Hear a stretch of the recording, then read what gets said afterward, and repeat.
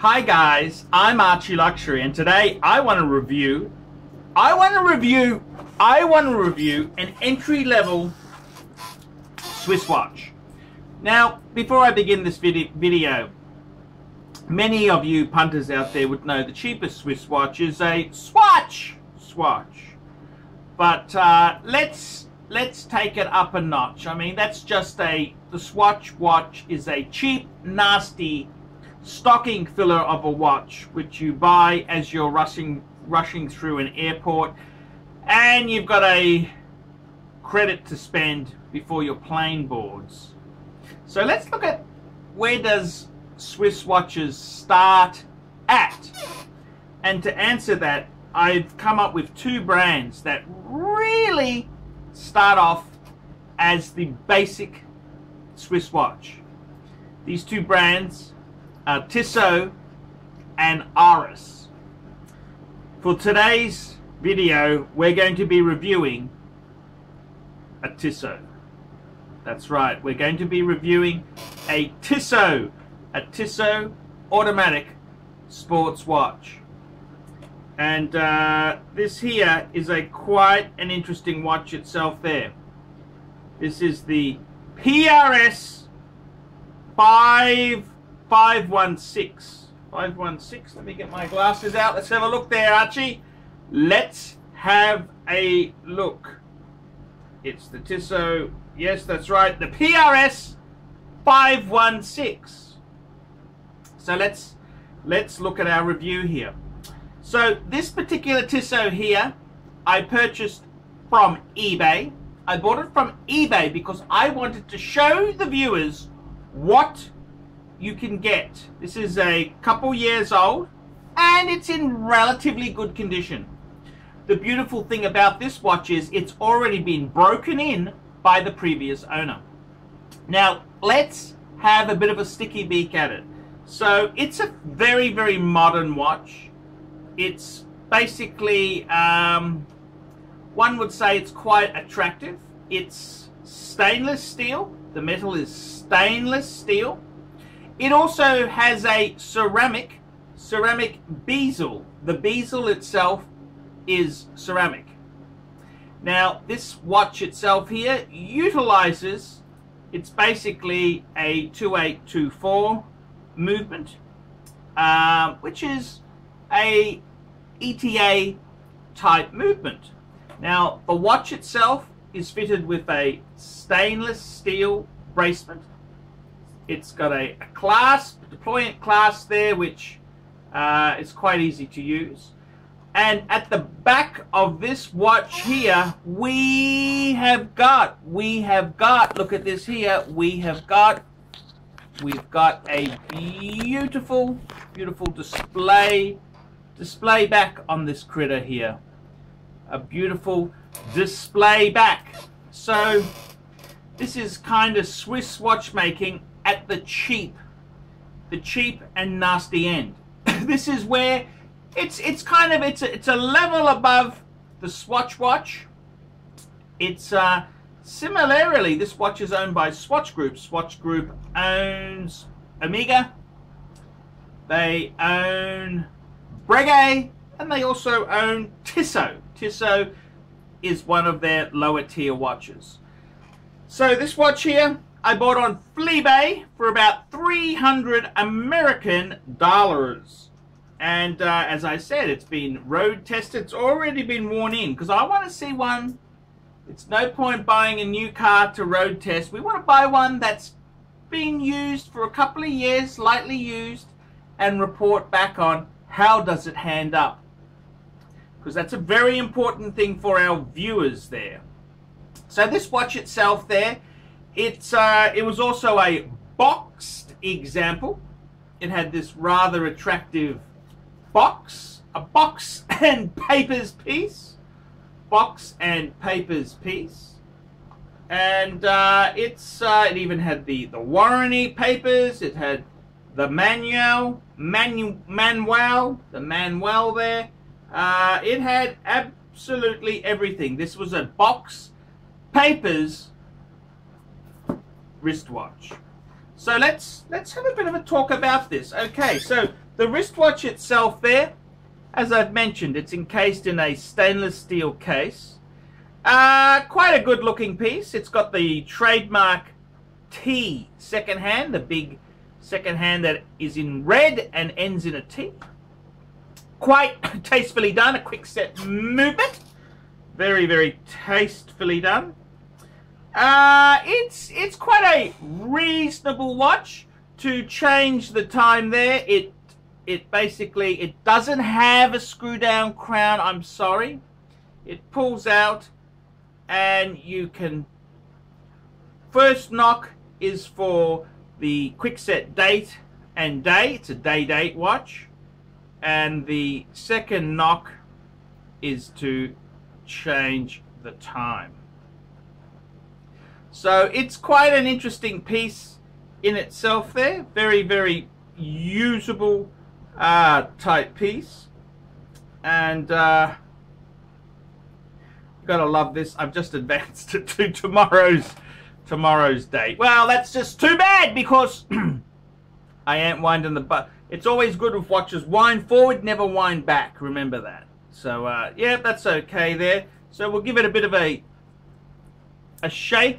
It's got an ETA movement. This is the machine that's in here.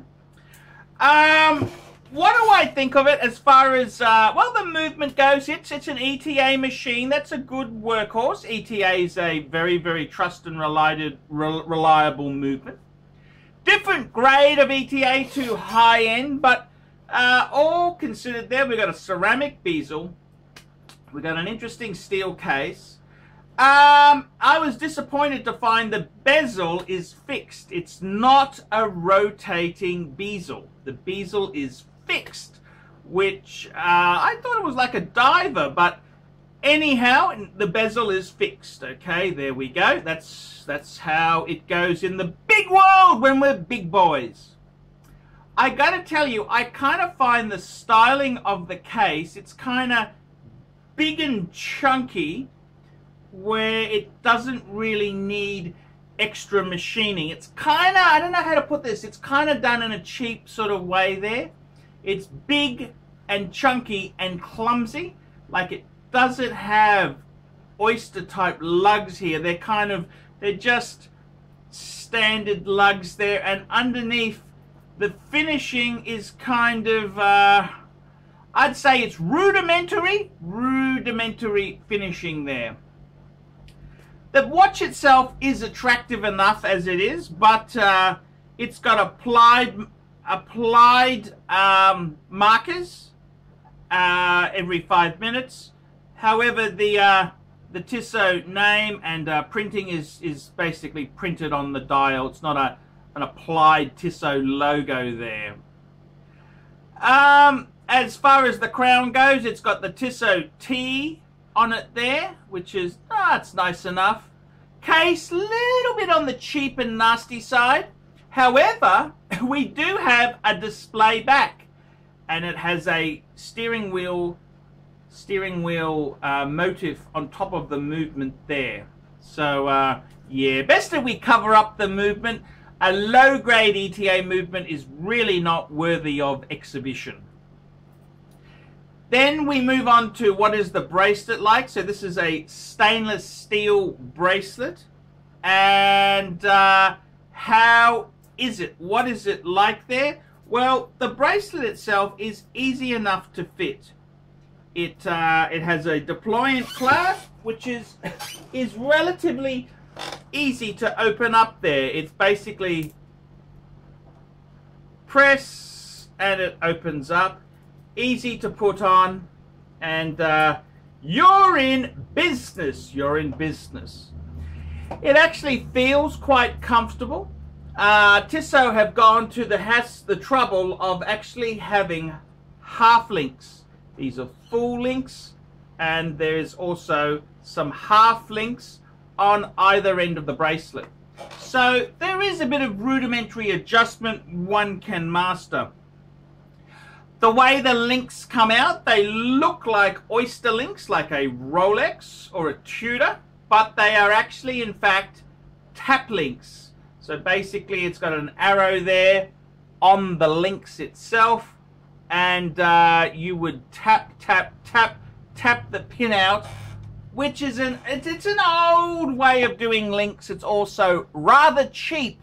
It's a cheap and nasty method of changing links, because it inevitably, that pin after several executions becomes frayed, and it's not as friendly as, say, a lot of makers have now gone to a screw, where it's much easier to remove or add links.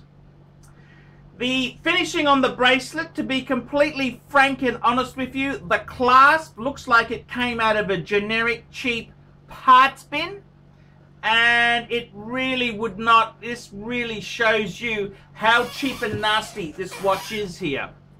It's a nasty, vicious, cheap sort of clasp you'd expect from a $20 petrol station watch. It's rather nastily done. They've engraved Tissot on the back of the buckle there. Yes, kind of just very lightly etched in. The actual bracelet itself there, it does the job. It's rudimentary, but it is a bit on the nasty side. The finishing of the bracelet, well, polished matte top, polished sides, and matte underneath. It is quite nasty, vicious, and mean. The watch itself, it does have lugs where I kind of feel that you could easily fit in a NATO or a rubber strap, but it's kind of very nastily done. It's not cool. The case isn't like an oyster with nice flowing side lugs. No, they're kind of nasty, just big chunk of stainless lugs there. What is the fit and finish of the watch? Well, considering the price point, it's not terrible, but it does reflect the retail price. This watch here retails in Australia for about the $1,000 mark. That's about $700 American. So it is a very much a under $1,000 Swiss wristwatch. It's cheap and cheerful. That is the Tissot. It's cheap and cheerful. It's got a very big tie into motorsports, which probably the reason it ties into motorsports is because it doesn't have a screw-in crown, and it's only waterproof to 100 meters. We're not talking Rolex 100 meters, we're talking Tissot 100 meters, which means it's basically splash proof. What is it? How does it feel like as a piece? It feels bulky and clumsy. It feels the price point which this watch is. What do I think of it? What do I think of it indeed? Well, this is very clearly the cheapest sort of Swiss watch, ignoring the Swatch watches, which are just for tourists who are looking for stocking filler at Christmas time. This is kind of the entry-level Swiss timepiece. What do I think? How does it score? What do I think? Let's carry on with the packaging of this piece here. The watch comes with a very distinctive Tissot branded box. The box is quite clever in the sense that it looks like it's a bunch of Tissot books, so you could put this on the bookshelf to fool people that you actually do own books. The watch box itself there, very, it's okay how it's done. Very, very gimmicky. Very, how would you put this? It's kind of, it's Tissot. What does happen is, from the back of this bookshelf here, a couple of the books actually come out themselves. There is a very nice book here, which basically ties into the motorsport theme. Because you've bought into Swiss watchmaking at its finest, it gives you a bit of a rundown on the models and how cool you are. And yeah, it's kind of, you know, that's the sort of women you could get by wearing a Tissot. Woo! Wowzers! Yeah, the sort of guys who wear these sort of things are poor Asian people who can't afford a Rolex or an Omega. So it's very much an aspirational curve watch. There's another book here, The History of a Watch Company. This is the story of Tissot, and it basically covers. It's just basically the quality of the pages, very inexpensive. This is very much a poor man's printing press. It's very much a budget-based book. This is very much a budget-based. If we open up the box itself, the nastiness continues. The watch itself sits on a pillow, which has some hooks here, some pouches which hook in here. There is side access that gives you the manual and papers. The papers itself, it's done on cardboard, very, very cheap, nasty sort of way to do this. And the other side here, the other side has its international warranty of service centers. The box itself is cheerful enough, but it's really done on the budget end. This is a cheap and cheerful, nasty bit of literature there. It is very, I'm sorry to say this, it is nasty. It is very, very nasty. This is a nasty way to present this. And to be completely frank and honest with you, I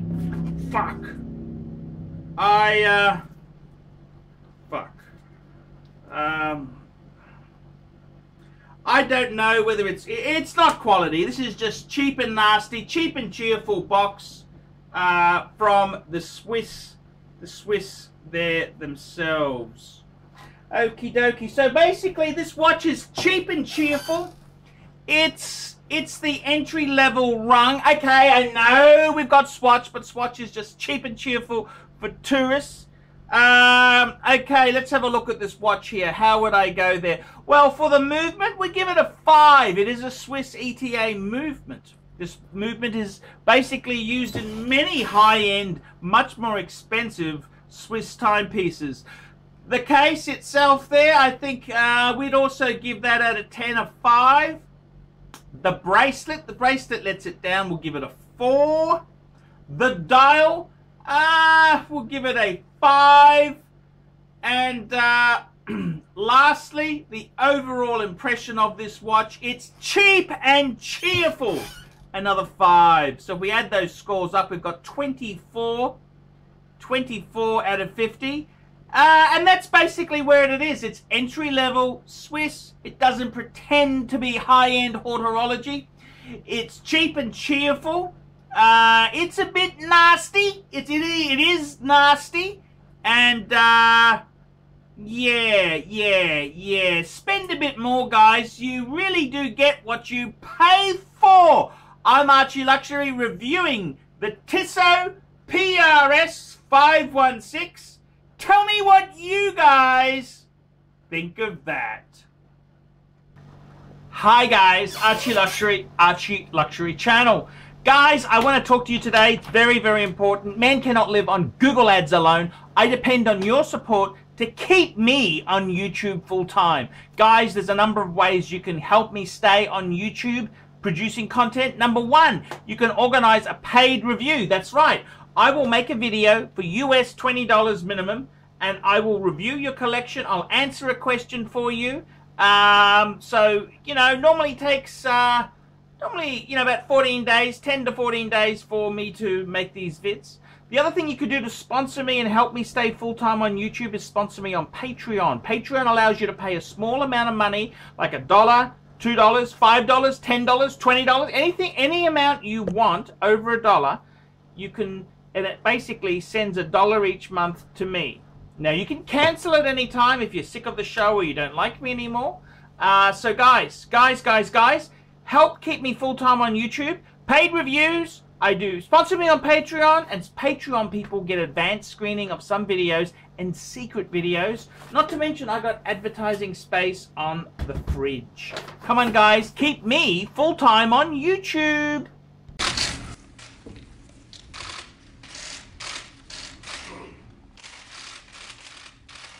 Okay.